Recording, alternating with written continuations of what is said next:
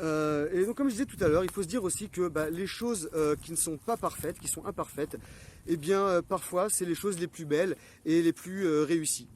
Voilà. Pour reprendre l'exemple que j'avais donné tout à l'heure, quand je disais que les vidéos qui étaient les moins belles en fait étaient celles qui étaient les plus visionnées en fait sur Internet. Et pour reprendre ça en fait, je vais vous poser une question. Est-ce que ça vous est arrivé déjà de passer des jours, des semaines, des mois, voire des années sur un projet qui finalement n'a connu aucun succès, rien, mais rien quoi.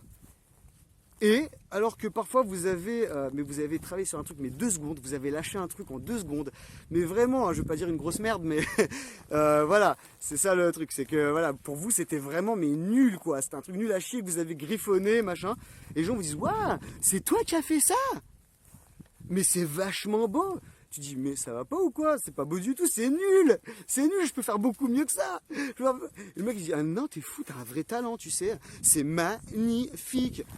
Et tu dis non non mais ça non, je peux mieux, je te jure, je peux mieux, je te montrerai. Et en fait tu dis mais pourquoi en vrai quand je fais des trucs que je prends des heures à faire, les gens ils sont peut-être moins enthousiastes. Pourquoi? Eh bien justement je vais y arriver.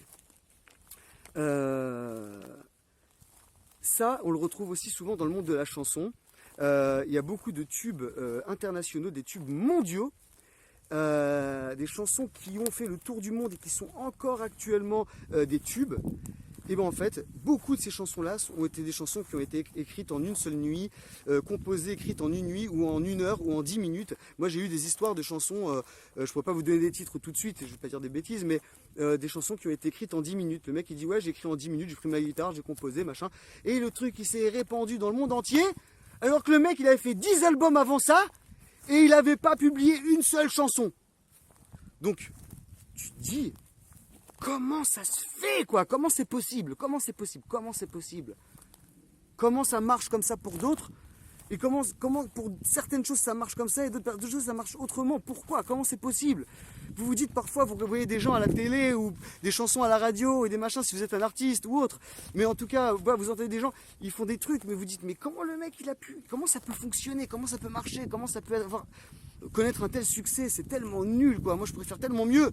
Bon, faut pas parler comme ça, mais voilà, faut essayer de moins parler comme ça parce que c'est pas positif, c'est pas constructif. Mais bon voilà, parfois on est un petit peu envieux, un peu jaloux, on dit mais comment ce mec-là il peut chanter comme ça, il est connu alors que moi je chante mieux que lui Mais voilà, c'est ça, c'est que le mec il utilise sa magie, la magie qui est en lui. Je sais pas si vous remarquez, ça se voit beaucoup en France. Ça se voit peut-être moins dans certains pays, mais en France, en fait, les gens s'en foutent un peu des voix et des performances. Voilà. Eux, en France, les gens aiment beaucoup plus l'authenticité, les personnes qui ont une tronche un peu particulière, qui ont un visage un peu spécial. Voilà, c'est apprécié en France. Et c'est ça que j'aime beaucoup dans la culture française. C'est que y a beaucoup de chanteurs qui ont une voix vraiment pourrie. Enfin, c'est vraiment dégueulasse à entendre, mais ça fait le charme, ça fait le truc, c'est ça qui fait qu'ils ont du succès justement, c'est leur franc-parler, c'est leur manière d'être authentique, de dire ce qu'ils ont sur le cœur, de défendre de belles causes. C'est ça que les gens aiment en fait finalement. Vous n'avez pas besoin d'être parfait, hein, vous savez, c'est pas besoin d'être parfait, il suffit juste en fait d'être sincère et authentique. Alors donc je demandais à l'instant comment c'est possible, enfin, pourquoi ça fonctionne comme ça? Pourquoi il y a des choses qui vont fonctionner, des choses qui vont pas fonctionner, des gens qui vont réussir, des gens qui vont pas réussir? Comment ça se fait qu'il y a des œuvres, vous avez travaillé plus d'heures sur la même chose, c'est un flop, et vous avez travaillé 2 secondes sur un truc et c'est un top? Eh bien, déjà, il faut apprendre à s'affranchir du regard des autres. Voilà, se libérer du regard des autres et du jugement des autres. Cessez d'avoir peur du jugement. Parce que vous vous rendez compte que souvent, quand on est perfectionniste, on voit tellement le défaut dans le travail des autres que finalement, eh bien, on finit par voir un petit peu des défauts partout et même dans ses propres œuvres. Et le courage qu'ont eu les autres à publier leur ouvrage, quoi qu'il arrive, avec tous ses défauts et ses qualités, eh bien vous êtes encore handicapé par le fait que... enfermé dans le fait que vous trouvez que votre œuvre ne mérite tellement pas d'être publiée que finalement vous ne pardonnez même pas à vous-même l'excellence de votre œuvre. Vous voulez tellement la perfection que finalement vous dites je veux pas publier un truc aussi nul que lui ou que lui ou que lui. Moi je veux donner un truc parfait.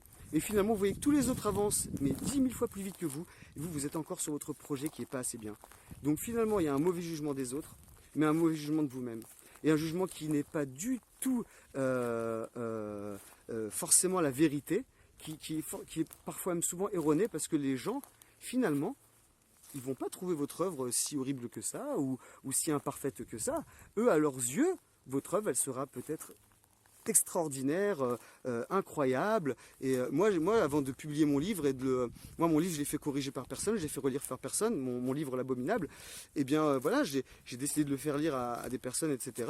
Quand j'ai vu le retour que les gens avaient sur ce livre, tout le bien qu'on me disait sur le livre, je me disais, mais à un moment je me suis dit, allez quoi, vas-y, publie-le, parce que finalement c'est le contenu qui est important. Voilà le bégaiement que je viens de faire à l'instant, publie. Mais c'est pas grave ça, le mec qui est intelligent, il va comprendre que ce qui est important, ce que je viens de dire ici, c'est publie ton œuvre, exprime-toi. C'est le contenu qui compte, c'est pas la forme. La forme, c'est important, bien sûr, c'est important. C'est comme ça que la forme, c'est très important. Voilà, vraiment, je veux pas que vous reteniez ça de cette vidéo. La forme, c'est important, bien sûr, c'est important. Il faut apporter un beau produit. Vous n'allez pas au cinéma, un vrai navet, un truc qui est coupé n'importe comment. Les transitions entre les scènes sont pourries, le son est nul. Non, même si le contenu est magnifique, c'est une superbe histoire. Non, il faut une forme, la forme est importante, c'est pas pour rien que moi-même je suis correcteur de texte, aussi je fais aussi des corrections de texte. Parce que je sais que le contenu, on peut très bien publier un texte avec beaucoup de fautes d'orthographe, mais c'est pas agréable à voir, c'est pas agréable à lire, parce qu'on aime bien que les choses soient bien faites. Donc oui, effectivement, ça veut pas dire qu'il faut pas prendre soin de soi, ça veut pas dire qu'il faut pas prendre soin de son travail, ça veut pas dire qu'il faut pas prendre soin de... Mais ce que je veux dire, c'est mettez-vous moins de pression par rapport à ces choses-là. Minimisez un peu plus les choses. Pas minimiser, mais réduisez un petit peu l'image négative que vous avez de cette chose-là. Et comment dire, grandissez la luminosité et la taille de l'image que vous voulez voir et réduisez la lumière, la luminosité et la taille des choses que vous voulez voir s'éloigner de vous dans votre vie, voire disparaître de vos pensées, de vos comportements. Voilà. Et donc, il faut arrêter d'avoir peur du jugement des autres, il faut arrêter d'avoir peur de décevoir les autres, il faut arrêter d'avoir peur de ne pas être à la hauteur, et il faut arrêter d'avoir peur de la critique.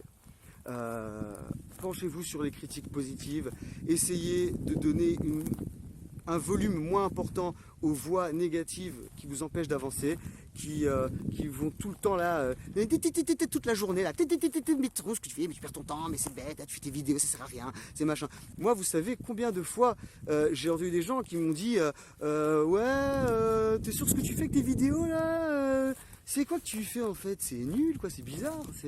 Ou alors récemment un mec qui m'a dit ouais, elles sont bien tes vidéos, mais t'as pas peur que les gens ils se fassent un peu chier? Enfin je sais pas, tu parles lentement quoi, machin. D'autres qui m'ont dit ah ouais, mais pourquoi tu mets pas un peu de musique dans tes vidéos? Pourquoi tu fais pas un machin? Pourquoi tu fais pas un truc? Pourquoi c'est monotone, c'est machin, mais je m'en tape. Maintenant, je m'en tape. Oui, j'essaie d'améliorer. Je mets parfois un peu de musique. Je fais des petits jingles. Voilà, je fais avec les moyens du bord. Mais je fais mon maximum. Et un jour, peut-être que j'atteindrai la perfection. Peut-être ou peut-être pas. Peut-être que la perfection n'est pas de ce monde. Peut-être pas. Peut-être que oui, peut-être que non. Ou peut-être que la perfection existe, mais que c'est subjectif. Ça veut dire que votre époux sera parfait à vos yeux. Votre enfant sera parfait à vos yeux. Votre vie est parfaite à vos yeux. Elle n'est pas parfaite aux yeux de quelqu'un d'autre qui a d'autres projets, qui a d'autres motivations, qui a d'autres passions. Mais pour vous, ce que vous avez dans votre vie, parfois, c'est voilà, beaucoup de choses sont parfaites en fait. Vous ne voudrez rien toucher. Alors oui, parfois on regrette, on a des remords, mais ça après c'est le passé. C'est le passé.